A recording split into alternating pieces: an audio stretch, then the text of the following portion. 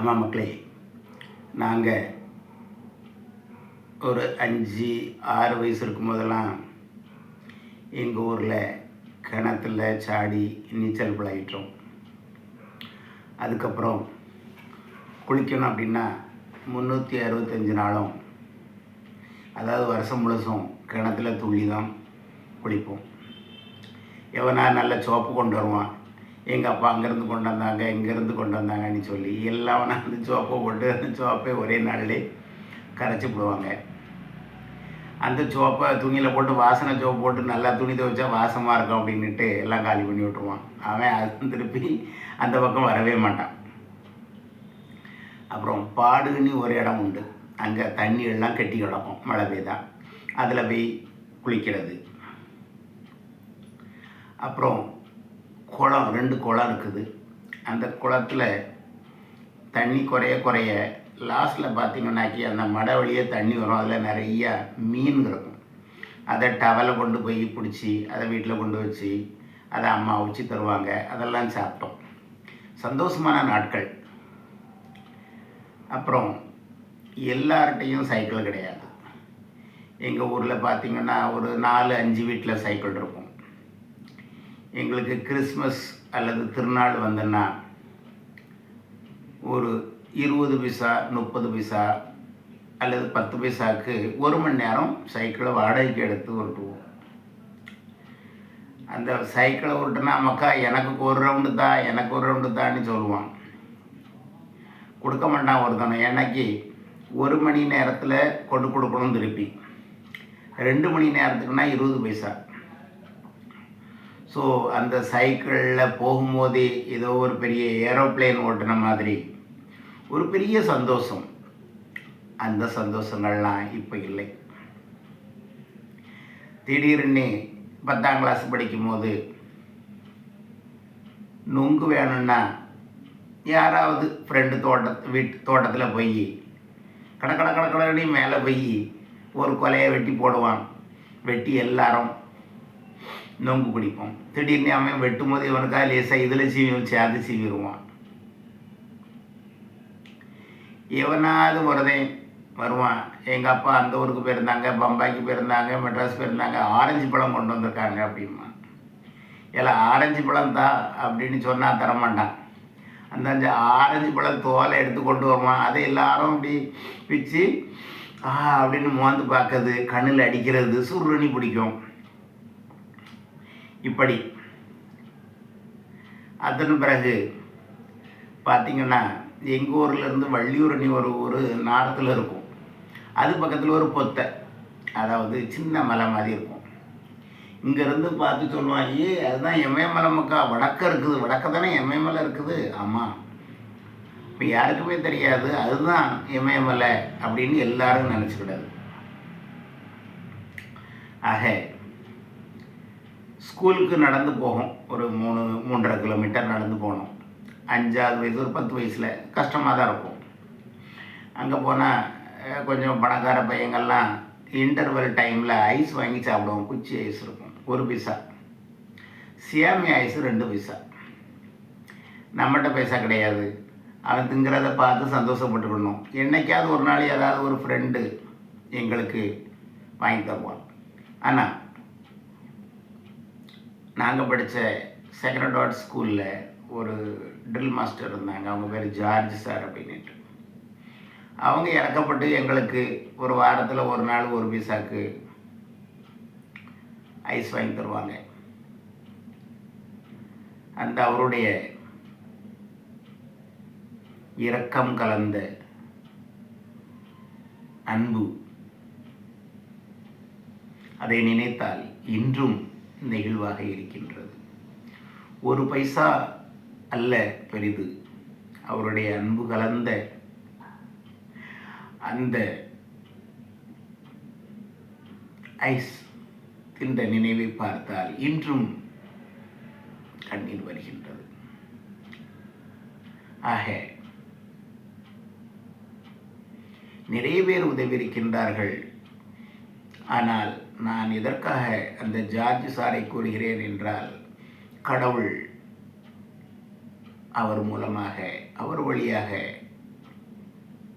நிறைய ஆள்கள் மூலமாக நமக்கு உதவி செய்திருக்கின்றார். அதில் என்னுடைய ஒரு நண்பனை நான் கூற வேண்டும். அவன் பெயர் அந்தோணிசாமி. இப்பவும் இருக்கின்றான், நன்றாக இருக்கின்றான், நல்ல வளமோடு வாழ்கின்றான். அவனுடைய நல்ல குணத்திற்காக நான் 6வது கிளாஸ் படிக்கும்போது, ஜாலி வாமக்கா, நான் உனக்கு பாயசம் வாங்கி தருவேன் அப்படின்னு கூட்டிகிட்டு போய் பாயசம் வாங்கி தருவான். பாயசம் என்னமோ பெரிய விலை ஒன்றும் கிடையாது, ₹1 தான், 1 பைசா தான். ஆனால் அந்த 1 பைசா இன்னைக்கு 100 கோடிக்கு மதிப்பாகும்.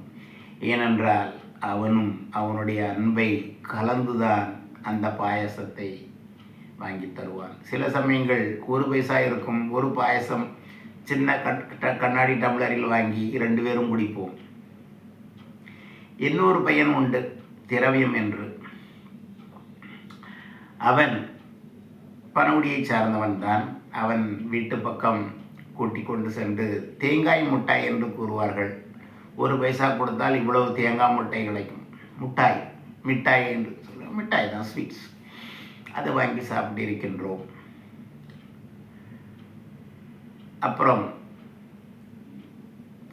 11, 12 வரும்போது எல்லோரும் சைக்கிளில் வருவார்கள், நான் மட்டும் நடந்து செல்வேன். கஷ்டமாகத்தான் இருக்கும். என்றாவது ஒரு நாள் என்னுடைய ஒரு நண்பன், மக்கா இங்கே வா, உன்னை அந்த மெயின் ரோட்டு வரை கொண்டு விட்டுறதேன் அப்படின்னு சொல்லி பின்னாடி உள்ள கேரியரில் உட்கார்ந்து போவேன். ரொம்ப சந்தோஷமாக இருக்கும். நாமும் சைக்கிள் வாங்க வேண்டும் என்று. ஆனால் இயலாமை, என்ன செய்வது? ஆனாலும் அந்த மாதிரி சூழ்நிலையிலும் சந்தோஷம் என்பது எங்களிடம் இருக்கத்தான் செய்தது. ஆனால் நாள் செல்ல செல்ல, வசதிகள் வர வர, நாம் வாழ்கின்ற வாழ்க்கையில்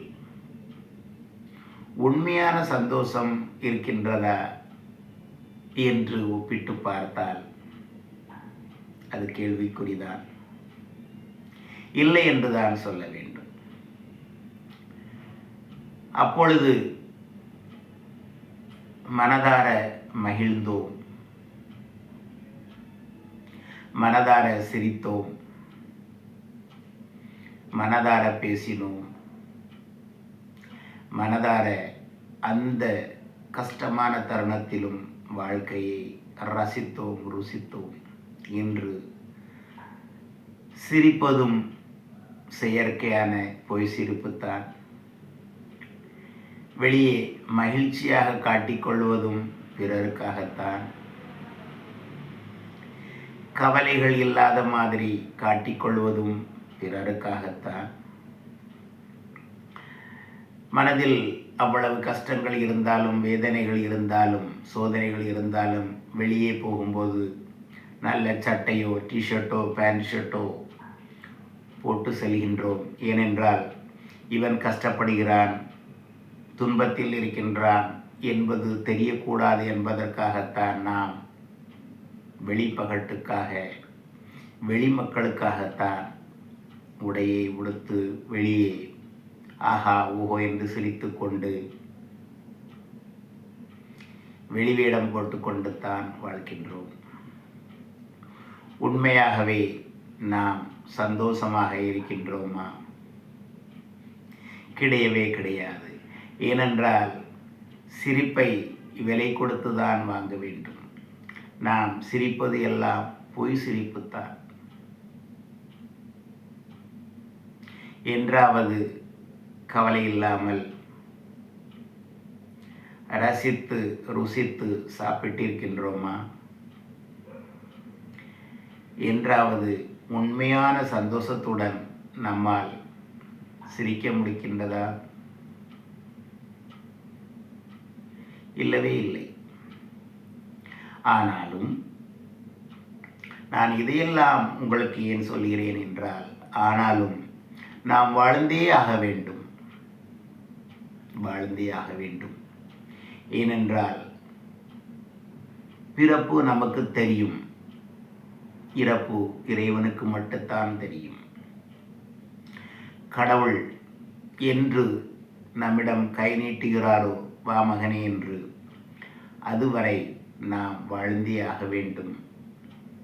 அதற்காக மன உறுதியுடன் வாழ வேண்டும். ஏனென்றால் நீங்கள் வாலிப பருவத்தை தாண்டி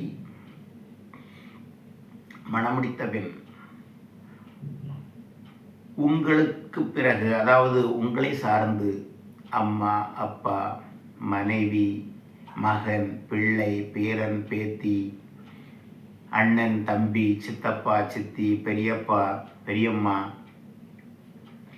மாமா, அத்தை, நிறைய சொந்தங்கள் உங்களை சார்ந்துதான் இருக்க வேண்டும். ஆனால் அவர்கள் நேரடியாக உங்களை சார்ந்து இருக்கவில்லை. அவர்களுக்கு என்று ஒரு குடும்பம் இருக்கத்தான் செய்கின்றது. ஆனால் நீங்கள் நன்றாக வாழ்ந்தால் அவர்களின் இக்கட்டான தருணத்தில் நீங்கள் உதவி செய்யலாம். அதற்காகவாவது நீங்கள் உறுதியுடன் இருந்தே ஆக வேண்டும், வாழ்ந்தே ஆக வேண்டும். நல்ல முறையாக சிறந்து வாழ்ந்தால், நல்ல உள்ளத்தையும் செல்வத்தையும் சேர்த்து வாழ்ந்தால் பிறருக்கு அது உதவியாக இருக்கும். பிறர் உங்களை வாழ்வாங்கு வாழ என்று வாழ்த்துவார்கள். உங்களது சந்ததியையும் வாழ்த்துவார்கள். நீங்கள் பிறருக்கு உதவி செய்தால் கடவுளின் ஆசீர்வாதம் உங்களுக்கு என்றும் இருக்கும், நிறைவாக இருக்கும். ஆக பல சமயங்களில் நாம் சிறு பிள்ளையாக இருக்கும்போது வாழ்ந்த வாழ்க்கையே இந்த வாழ்க்கை கிடைக்கவில்லையே ஏன் என்று திரும்ப திரும்ப வயதான காலத்தில் யோசித்து ஏங்குகின்றோம். அது தவறு. ஏனென்றால் ஒரு தடவை ஒரு நிகழ்வு நடந்துவிட்டால் அது திரும்ப வராது. அதாவது நேரம் போய்விட்டால் அதன் கூட உள்ள நினைவுகளும் நிகழ்வுகளும் போய்விடும். அதை நீங்கள் திரும்ப திரும்ப நினைத்து பார்த்தாலும் அதனால் ஏதாவது பயன் உண்டா என்றால் கிடையாது. ஏனென்றால் நினைவுகள் நன்றாகத்தான் இருக்கும். ஆனால் அதே நினைவை திரும்ப திரும்ப நீங்கள் யோசித்தீர்கள் என்றால் அது உங்களுக்கு வேதனையாகத்தான் மாறிவிடும். ஏனென்றால் நீங்கள் மகிழ்ந்து வாழ்ந்த வாழ்க்கை திரும்ப வரப்போவது கிடையாது. ஏனென்றால் அந்த சமயத்தில் பெற்றோரின் சம்பாத்தியத்தில்தான் நாம் வாழ்ந்திருக்கின்றோம். வரவில்லாமல் நம்முடைய காரியங்கள் எல்லாம் நடந்து கொண்டிருந்தன. இப்பொழுது என்ன என்றால் நாம் தான் எல்லாம் செய்ய வேண்டும். அதாவது பொறுப்புகள் வரும் பொழுது, வயது ஆக ஆக பொறுப்புகள் அதிகரிக்கும் பொழுது நம்மால் அந்த பழைய வாழ்க்கையை வாழ முடிவதில்லை. இது உங்களுக்கு மட்டுமல்ல, எல்லோருக்கும் தான். நீங்கள் நினைத்து கொண்டிருக்கின்றலாம், எல்லோரும் சந்தோஷமாக இருக்கின்றார்களே, நான் மட்டும் கவலையாக இருக்கின்றேனே என்று. கிடையவே கிடையாது. எல்லோருடைய வாழ்க்கையும் உங்களின் வாழ்க்கை போலத்தான். அவர்கள் நினைப்பார்கள் நீங்கள் சந்தோஷமாக இருக்கின்றீர்கள் என்று. நாம் நினைக்கின்றோம் நம்மை தவிர எல்லோரும் சந்தோஷமாக இருக்கின்றார்கள் என்று அல்லவா? ஆனால் அது உண்மையா? இல்லை. யாருமே நிறைவான சந்தோஷத்தோடு இருந்ததாக எனக்கு தெரியவில்லை. ஆக நாம் திரும்ப திரும்ப குழம்பாமல், நம்மையே குழப்பிக்கொள்ளாமல், கடவுள் நமக்கு தந்திருக்கின்ற வாழ்க்கையை முழுமையாக அனுபவிக்க வேண்டும். சந்தோஷமாக வாழ வேண்டும். சந்தோஷமாக வாழ்வதற்கு என்ன தேவை என்றால், நாம் அடுத்தவர்களை நம் வாழ்க்கையிடம் ஒப்பிட்டு பார்க்கக்கூடாது. சிறு பிள்ளையில் நாம் வாழ்ந்த வாழ்க்கையையும் இப்பொழுது நாம் வாழ்கின்ற வாழ்க்கையையும் ஒப்பிட்டு பார்க்கக்கூடாது. அது எதுபோல என்றால், வானத்தை பூமி தொட முடியுமா? சூரியனை சந்திரன் தொட முடியுமா? அதாவது ஒரு கூற்றை சொல்லுவார்கள், கடலில் தண்ணீர் வற்றினால் எல்லோருக்கும் சந்தோஷம் இந்த பூமியில் கிடைக்கும் என்று. ஆனால் அதன் அர்த்தம் என்ன? அப்படியா? இல்லவே இல்லை. கடல் தண்ணீர் முழுவதுமாக வற்றுமா? வற்றாது. அதுபோல எல்லோரும் சந்தோஷமாக எப்பொழுதும் வாழ்வது என்பது மிகவும் கடினமான ஒன்று. நான் ஏன் இதையெல்லாம் கூறுகின்றேன் என்றால், அதாவது ஒரு 20 நிமிடமாவது ஆகியிருக்கும். இருப்பதை வைத்து போதும் என்ற மனதோடு நாம் வாழும் பொழுது கொஞ்சமாவது, கொஞ்சம் என்று சொல்லுவார்கள், கொஞ்சோல சந்தோஷம் கிடைக்கும். அதைத்தான் நாம் அனுபவித்து மகிழ்ச்சியாக இருக்க வேண்டுமே தவிர, இல்லாத ஒன்றை வைத்துக்கொண்டு நாம் மிகவும் வருத்தப்பட்டு கவலைப்பட்டு கொண்டு இருந்தால், நீங்கள் கவலைப்பட்டால் அந்த கவலை வேறு யாருக்கும் தெரிய போவது இல்லை. ஐயோ, இவன் ரொம்ப கஷ்டப்படுறாங்க, கவலைப்படுறாங்க என்று யாருமே உங்களை பற்றி கவலைப்பட போவது இல்லை. ஏனென்றால் எல்லாருக்கும் எல்லோருக்கும் காணும்படியாக எவ்வளவு தேவையோ அதைவிட அதிகமாக கவலைகள், கஷ்டங்கள், துன்பங்கள், வேதனைகள் எல்லாம் இருக்கின்றன. அவர்களது கஷ்டங்கள், துன்பங்கள், வேதனைகளை எல்லாம் போட்டுவிட்டு உங்களை கவனிப்பதற்கு வர முடியுமா என்றால் கிடையாது. ஏனென்றால் எல்லோருக்கும் அளவுக்கு அதிகமாக கஷ்ட நஷ்டங்கள் இருக்கின்றன வாழ்க்கையில். ஆனாலும் நாம் அதற்காக துவண்டு விடக்கூடாது. ஏனென்றால் அரிது மானிடனாக பிறப்பது அரிது என்று கூறியிருக்கின்றது. கடவுள் படைத்த எல்லா படைப்புகளையும் மனிதனால் மட்டும்தான் பார்த்து ரசிக்க முடியுமே தவிர, உணர முடியுமே தவிர, மற்ற விலங்குகளாலோ பறவைகளாலோ ஊர்வன எவற்றினாலுமே அறிந்து கொள்ள முடியாது. ஆனால் நம்மால் அதை உணர முடியும். கடவுள் எல்லா உயிரினங்களும் விட நம்மைத்தான் பிரதானமான உயிராக படைத்திருக்கின்றார். அப்படி என்றால் அதற்கு ஏதாவது ஒரு அர்த்தம் இருக்கும், கட்டாயமாக இருக்கும் என்று நினைத்து கொண்டு நீங்கள் சந்தோஷமாக வாழ வேண்டும். உங்கள் துக்கம் எல்லாம் சந்தோஷமாக மாறும் என்று கடவுள் கூறியிருக்கின்றார்.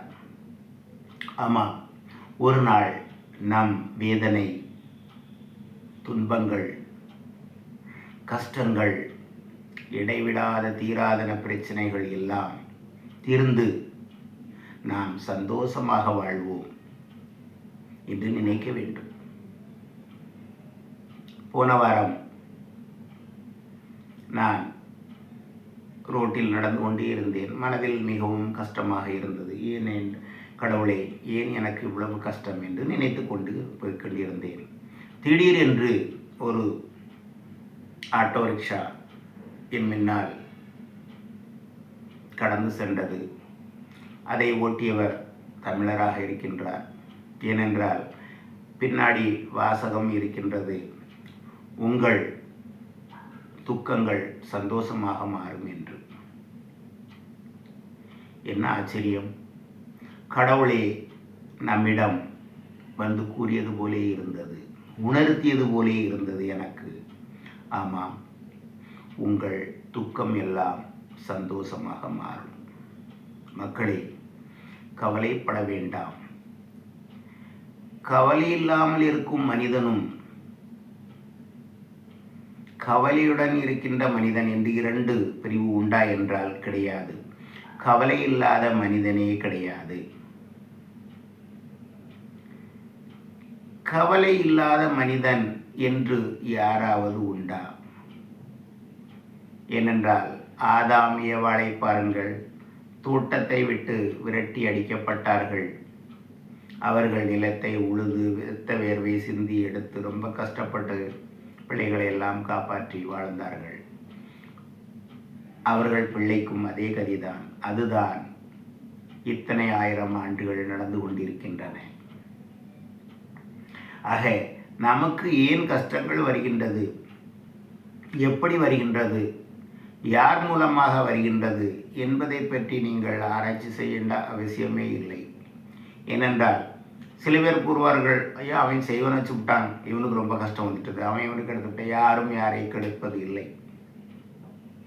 நடப்பது நடந்து கொண்டேதான் இருக்கும். அதற்கு தகுந்தபடி நாம் நம்மளை மாற்றிக்கொண்டு நிறைவாக, சந்தோஷமாக, மகிழ்ச்சியாக வாழ வேண்டும் என்று கூறிக்கொண்டு இந்த பெரிய வீடியோவை முடிக்கின்றேன். நன்றி, வணக்கம். மக்களே, நிறைய சமயம் உங்களிடம் பேசிவிட்டேன், பெரிய வீடியோவாக ஆகிவிட்டது. அதற்காக மன்னிக்கவும். ஆனாலும் என் மனதில் பட்டதை நான் உங்களுக்கு கூறியிருக்கிறேன் என்று நான் நினைக்கின்றேன். இந்த வீடியோ உங்களை சென்றடைந்தால் நான் மிகவும் சந்தோஷப்படுவேன். எப்பொழுது என்றால், நீங்கள் கவலைப்படாமல், கஷ்டங்களை யோசிக்காமல் நீங்கள் வாழ்வில் முன்னேற நினைத்தால் அது எனக்கு மிகவும் மகிழ்ச்சியாக இருக்கும் மக்களே. சரியா?